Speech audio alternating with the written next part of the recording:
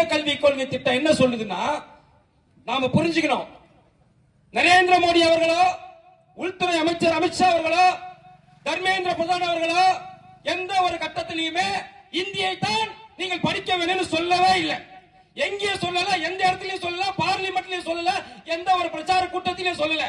ஆனால் இங்க இருக்கக்கூடிய திராவிட முன்னேற்ற கழகத்தை சார்ந்த அரைவக்காடு தற்கூரிகள் முட்டாள்கள் என்ன சொல்றாங்கன்னா, இந்தியை திணிக்கிறான், இந்தியை திணிக்கிறான், இந்தியை திணிக்கிறான். ஆனா மானம் கட்டவர்களை எந்த இடத்துல சொன்னார் பிரதமர், எந்த இடத்துல சொன்னார் உள்துறை அமைச்சர், எந்த இடத்துல சொன்னார் தர்மேந்திர பிரதான், எங்கேயுமே சொல்லல.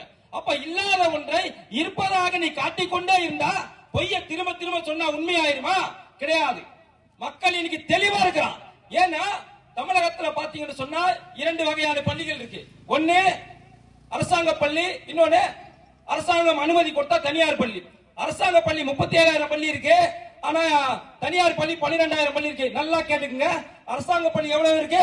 37,000 பள்ளி இருக்கு. தனியார் பள்ளி 12,000 பள்ளி இருக்கு. தனியார் பள்ளியில் எவ்வளவு மாணவன் படிக்கிறான் தெரியுமா? 56 லட்சம் மாணவர்கள் தனியார் பள்ளியில படிக்கிறான். 37,000 இருக்கக்கூடிய அரசாங்க பள்ளியில படிக்கக்கூடிய மாணவர்கள் 52 லட்சம். அங்க 56 குறைவான பள்ளி, அதிகமான பள்ளி 52 லட்சம். நாம சிந்திக்கணும். அந்த 56 லட்சம் பேர் படிக்கிற 12,000 பள்ளியில மும்மொழி கொள்கை இருக்கு. அந்த 3 மொழியை கற்றுக்கொள்ளலாம், 4 மொழியை கற்றுக்கொள்ளலாம். இதற்கு அனுமதி கொடுத்தது இந்த திராவிட மாடல் திமுக எனும் ஸ்டாலின் அரசு. இது அவதான் அனுமதி கொடுக்கிறான். யாருக்கு? நீ என்ன சொல்ற? உன்னோட கொள்கை என்ன? என்னோட கொள்கை இருமொழி தான். தமிழ்நாட்டில் நாங்க 2 மொழியை தவிர வேற மொழியை கத்துக்க மாட்டேன்னு சொல்றல. பிரைவேட் ஸ்கூலுக்கு யார் அனுமதி கொடுத்தது? அந்த 12,000 பள்ளிக்கு யார் அனுமதி கொடுத்தது? இந்த ஸ்டாலின் கொடுத்தாரு. முடியாதுன்னா 12,000 பள்ளிக்கு நீ அனுமதி கொடுக்க மறுக்க வேண்டியதுதானே? அனுமதி கிடையாது. இப்ப கூட ஒண்ணு கட்டி போயில ஒரு பில்ல பாஸ் பண்ணு. இப்ப சட்டமன்றத்தில் பட்ஜெட் கூட்டத்தொடர் நடக்குது இல்லையா? அப்ப ஒரு பில்ல பாஸ் பண்ணு, ஒரு மசோதா நிறைவேற்று. நாங்க தனியார் பள்ளிக்கு கொடுத்த அனுமதியை ரத்து செய்யறோம், அங்கே இருமொழி கொள்கை தான் வேணும்னு சொல்லு. சொல்லுவியா? சொல்ல மாட்டார். ஏன்னு கேட்டா அந்த 12,000 பள்ளியும் நடத்தக்கூடியவங்க யாருன்னு பார்த்தா திமுகவுடைய அமைச்சர்கள், திமுகவுடைய முதல்வருடைய மகள், திமுகவுடைய உடன்பிறப்புகள், திமுகவுடைய எம்எல்ஏக்கள், எம்பிக்கள், இவங்க தான் அந்த பள்ளி நடத்துறாங்க. அப்ப நீ அனுமதி ரத்து செஞ்சுட்டா என்ன ஆகும்? 2 மொழினா வருவானா எவனா படிக்கிறதுக்கு? வரமாட்டான். இன்னைக்கு பெரும்பான்மையான மாணவர்கள் என்ன படிக்கணும்னு நினைக்கிறான்? 56 லட்சம் மாணவர்கள் 3 மொழி வேணும்னு சொல்றான். ஆனா இங்க ஏன் இவரை அரசாங்க பள்ளிக்கு மும்மொழி வேணாம்னு சொல்றாரு தெரியுமா? இங்க மும்மொழியை கொண்டு வந்து விட்டால் யாராச்சும் பிரைவேட் ஸ்கூலுக்கு போவாங்களா? நீங்க கவர்மெண்ட் ஸ்கூல்ல மும்மொழி கொள்கையை கொண்டு வந்து விட்டால் யாரும் பிரைவேட் பள்ளிக்கு போக மாட்டாங்க, தனியார் பள்ளிக்கு போக மாட்டாங்க. அப்படி தனியார் பள்ளிக்கு போகலாம் என்ன ஆகும்? வருமானம் போய்விடும்.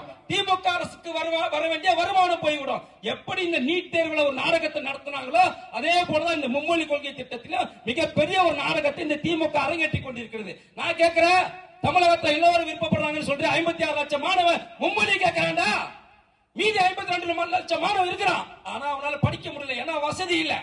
பிரைவேட் ஸ்கூல்ல சேர்ந்து படிப்பதற்கு வசதி இல்ல. அவனுக்கு விருப்பம் தான். எந்த தாயாவது, எந்த தந்தையாவது, எந்த பெற்றோராவது தனது மகன் 2 மொழி படிச்சா போதும், 4 மொழி 5 மொழி கத்துக்க கூடாது நினைப்பாங்களா? இது என்ன 1967?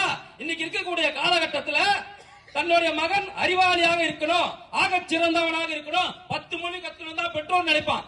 எந்த பெற்றோராவது 2 மொழி இருந்தா போதும் நினைப்பானா? நாம சிந்திக்கணும். அப்படி என்றால் தமிழகத்தில் இன்றைய நிலைமை என்னன்னா, தமிழக மக்கள் ஆசைப்படுவது மும்மொழி. திரும்பவும் நான் சொல்றேன், இந்தி யாரும் சொல்லல. 3வது மொழியாக உன்னுடைய தாய்மொழி தெலுங்காக இருக்கலாம், 3வது மொழியாக உன்னுடைய தாய்மொழி மலையாளமாக இருக்கலாம். ஏன்னா தமிழகத்துல இன்னைக்கு எல்லா மாநிலத்தை சார்ந்தவங்களும் வரான். அவனை போய் நீ தமிழ் ஆங்கிலம் மட்டும் படினா இப்படி? அவன் தாய்மொழி ஒண்ணு இருக்குல்ல, அவன் படிக்க வேண்டாமா? ஏன் நீ இருக்கிறல்ல, முதல்வர் இருக்கார்ல, முதல்வரோட தாய்மொழி என்ன? தெலுங்கு. அப்ப உன்னோட தெலுங்கு மொழியை நீங்க படிக்க விட மாட்டேன்னு சொன்னா சிந்திக்கணும். நாம சிந்திக்க வேணும். இந்த மும்மொழி கொள்கை திட்டத்தில் மிகப்பெரிய ஒரு கபட நாடகத்தை இந்த திமுக அரங்கேற்றிக் கொண்டிருக்கிறது. காரணம் பணம். அவர்களுக்கு வருமானம் வேண்டும். பிரைவேட் ஸ்கூல்ல மட்டும்தான் மும்மொழி, தனியார் அரசாங்க பள்ளியில் மும்மொழி கிடையாது. அரசாங்க பள்ளியில மும்மொழியை கொண்டு வந்து விட்டால் பிரைவேட் பள்ளியெல்லாம் மூட வேண்டியதுதான். அப்படி மூடி விட்டால் என்னவோ? வருமானம் கிடையாது. தெளிவாக நாம் புரிஞ்சுக்கணும். மக்களே தெளிவாக புரிந்து கொள்ள வேண்டும்.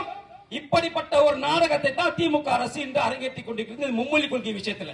இரண்டாவது பாத்தீங்கன்னா, இந்த டாஸ்மாக் அண்ணெல்லாம் பேசினாங்க. டாஸ்மாக் ஊழல் என்பது 1000 கோடி கிடையாது, 1000 கோடின்னு சும்மா சொன்னாங்க, அவ்வளவுதான். இந்த டாஸ்மாக் என்ன நடக்குதுன்னா, கிட்டத்தட்ட ஒரு 14 கம்பெனிகள் வந்துட்டு இந்த டாஸ்மாக், அதாவது இந்தியாவிலேயே ஒன்று நாம் தெளிவாக புரிந்து கொள்ள வேண்டும். இங்க இருக்கிற திமுக உடன்பிறப்புகள், திமுக கூட்டணி கட்சிக்காரன், விசிக எல்லாம் சொல்லுவான், இங்க மட்டுமா சாராயம் விக்குது? உத்தரப்பிரதேசல விக்குது, குஜராத்ல விக்குது, மகாராஷ்டிரால விக்குது, ராஜஸ்தான்ல விக்குதுன்னு எல்லா இடத்துலயும் விக்குதுதான், நாங்க இல்லைன்னு சொல்லல. ஆனால் அரசாங்கம் நடத்தக்கூடிய மருத்துவ டாஸ்மாக் நிறுவனம் தமிழ்நாட்டில் மட்டும்தான் இருக்கு. இங்க மட்டும்தான்